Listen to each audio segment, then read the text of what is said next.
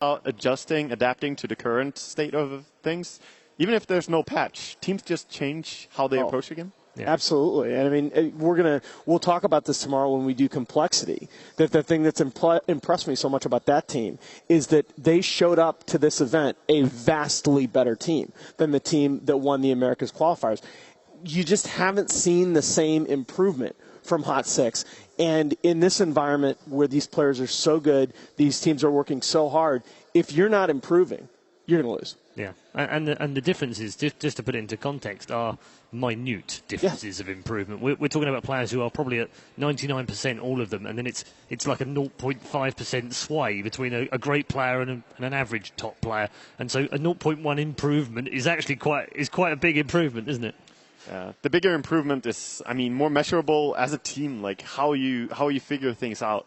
So as an individual player, I think many of the players here at TI who have been knocked out already are good enough to win. It's just, team game. We are still waiting for the players to be in the booths and getting ready for the draft. But while we're doing that, why don't we take a look at tomorrow's state of play, because we do have some phenomenal games. Alan already mentioned the fact that we have complexity in action. Now, for me, as an esports fan for the last 15 years or so, that first match, Evil Geniuses versus Complexity, is absolutely amazing. I get goosebumps thinking about how cool that is. We'll tell you why it's so cool tomorrow as well, but suffice to say, without ruining it and without spoilers, there is plenty of needle between these two organisations and the sets of players, so it's absolutely brilliant. Team Secret are also involved tomorrow, but now it's back to the arena where the teams are coming out into the key arena to take place in the booths for the final time this evening, our last match and the final game of lower brackets, because this is the last best of one, the last chance saloon for both sets of teams. Man, and it just makes me emotional just watching this kind of footage and realizing, this might be the last time that you see Burning on a TI stage. It might be the last time you see Chuan or Ferrari. These guys are legends of the game, and their contributions will live on, but they're playing for their lives tonight. Yeah, enjoy, appreciate, cheer loudly, because it might be the last time you get to do so for your heroes. They'll get settled in. We'll get ready for the draft very shortly. We've still got a little bit of time to talk about MVP, Hot Six, and IG as well. With relations to the group stages, was it... No, actually, let me rephrase this. It was a surprise to see IG not do so well. Well, IG had their issues before, and they did manage to take a series over C9 at ESL, but just increasingly in recent months they haven't gelled as a team. And in the past I've kind of picked on Luo's inconsistency a little bit on the off lane, but really increasingly this has looked like a collection of insanely talented players, but not a team, right? I want to ask Merlini that. I think they admitted that, though, as well, didn't they? Absolutely. They said they made the investment, they brought the great players in, it hasn't worked. Right. I wanted you brought something up earlier, though, Ben, that I really want to explore a little deeply. I feel like Hot Six have to go outside the box to win here. I feel like unless they show up a drastically different team than we've seen so far at this event, I feel like they have to pull out something that we haven't seen before. If you're drafting in that mentality, especially in the best of one, what are you looking to exploit against IG? I think you try and exploit their tendency to put Burning on a super farm-heavy hero. They tend to Naga a lot, not really this patch, but over history they have. And, of course, Anti-Mage. I think Anti-Mage has been a pretty popular pick today, or at least a hero that's been looked at as a very safe strategy to close out a best of one. It's like, okay, the other team, you have to come at us. You have to push high ground, break it before 30, 40, and keep Anti-Mage down for that entire duration, or you're going to lose. Na'Vi didn't end up winning, but still, they had a very, very good shot. And, again, Burning has a set. He is one of the most legendary anti-mages in the game. And I think, I don't know, I really like the Tinker for MP. It didn't work out that well for them in the group stage, but I think it's a hero that they can defend long enough and outlate game IG, which is their best bet, I think.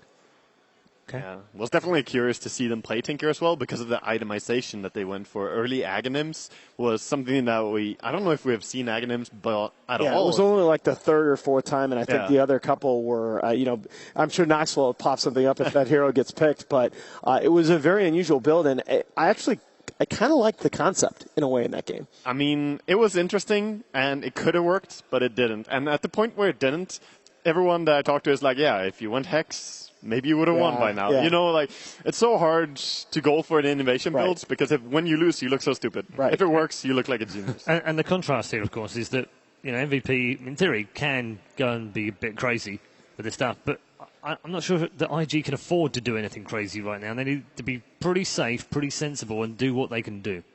I mean, I don't think they need to. I mean, quite honestly, you're looking at this game as IG, and you're the better team. I think on paper there's just no arguing that. And I think you go out there and you play your game, and you maybe expect them to do something a little bit. But I expect a very conservative draft out of IG, not giving too much away early and saving some of those counter picks for the end. Okay. What sort of picks are we looking at, do you think, for IG? I'm not sure about the picks, but like the way they need to approach that game, they need to me, rely on Xuan and Faith. They need to give them the trust they deserve, and if Xuan and Faith, they like their rotations early on and everything, like they weren't when that team was successful, they were the backbone of the team. You can always expect Ferrari and Burning to perform even low. Like, they will, they will deliver. Yeah. So it's all about Xuan and Faith to me. Okay. The space they get. We've got about 40 seconds to go before the draft starts, so it's predictions time. Let's put you on the spot very quickly, Malik. IG. Yeah, IG. Chong Winterwyven, IG wins. Yeah, IG too. Yeah, I had a funny feeling that might have been a clean sweep, so we've still got 30 seconds. My heart is still with you, Jarex. I would love to see MVP Hot Six show us something tonight. The fact is they just haven't shown us that spark so far this tournament that carried them through the SEA qualifiers. Yeah, I think you're all in agreement. This is probably the most one-sided prediction of the evening, anyway. Yeah, it is for sure. I look forward to something crazy for sure. We will see if MVP Hot Six bring it. Hot Six's turn to battle. Invictus Gaming versus MVP Hot Six.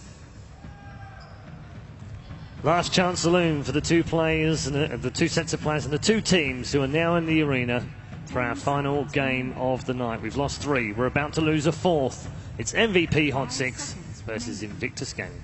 And we haven't seen a single Lesher. Like, not a single one. Hey, the question is, why would you let that hero through? It's only gone through a few times as it is. Hasn't been actually 100% successful when it's gone through either, so it's not like it's... Yeah, but I'm sure we'll talk about this again because we're going to see LGD again. But for me, all you needed to watch is what Maybe did with that hero against Secret, and it's just goodbye. There's going to be a point in the tournament where people are going to need to rely on something, and when you give away Leshak, at least you're sure they're going to first pick it. So that's already a basis to a draft and how to prepare it for a match. So we might see it later, but you're not going to give it away for a best of 1. That's for sure. Yeah, only 13 times it's actually gone through. And it's an 85 win ratio, so not devastating, but reasonable. 61.5% is pretty good.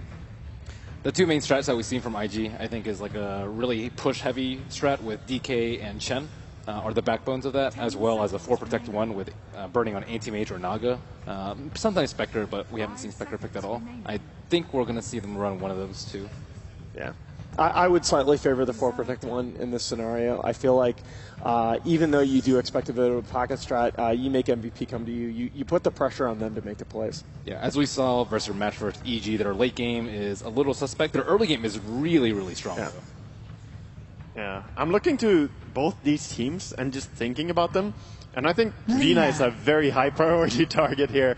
And she will be first picked. I barely had time to say it before he even gets... I didn't think he would get first picked, actually. But Jarex loves playing it. And IG also play a really good Lina. Definitely on mid. And they also play a good support Lina. Yeah, I think have I seen MP run that hero mid? I think they run it both as a mid and a support. I wouldn't swear to that. I haven't seen MP on it, but I've seen Jarex and what he can do. In the C qualifiers, he destroyed everyone with this hero. And if I'm not mistaken, Forev has run Lina, and he actually destroyed Vichy Gaming. It's one of the games they won during the group stage, and he went like 20 to something. Like, he did amazingly well with it. They did a safe lane, right? It was safe lane. Yes. Yeah. You know, they have actually four of their players in the last 25 games. He and Forev, Jarex, and MP have all played Lina, so it's a hugely flexible pick. definitely, and that's the Ferrari Raiden SF. Unless it is, Schwan or Face that plays it and Ferrari plays support, but I don't think it's going to happen. I don't think we're going to have the same. Safe to assume that it's going to be a Ferrari SF. I don't think we're going to have the Fnatic thing happening here. I doubt that Ferrari is going to be like, yeah, you know what? It's actually not I'm going to play the support. You get to play it. No, I mean, the common point with Fnatic though was that I believe IG changed drafters during the group stage at some point, and Luo got to draft for a few games, which is generally not a very good sign, for a team. Yeah. And now they're back to Faith, which is rather positive. After they got a few days to think about what they did and wrong, especially. Yeah. So it can be a good decision for the team. It's just a sign that something is not right. So exactly. it's bad that it is happening, but it could have helped as well to get new perspectives. What exactly do you think IG's biggest weakness was during the group stage?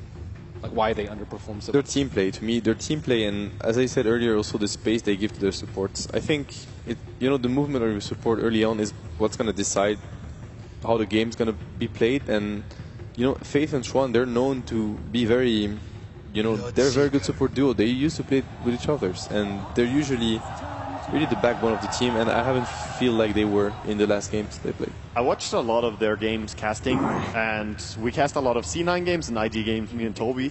And IG, what I felt was off for them was just when they went into team fights, they would sometimes not really overextend and dive the way you imagine, like into towers and stuff. They just put themselves in unfortunate situations.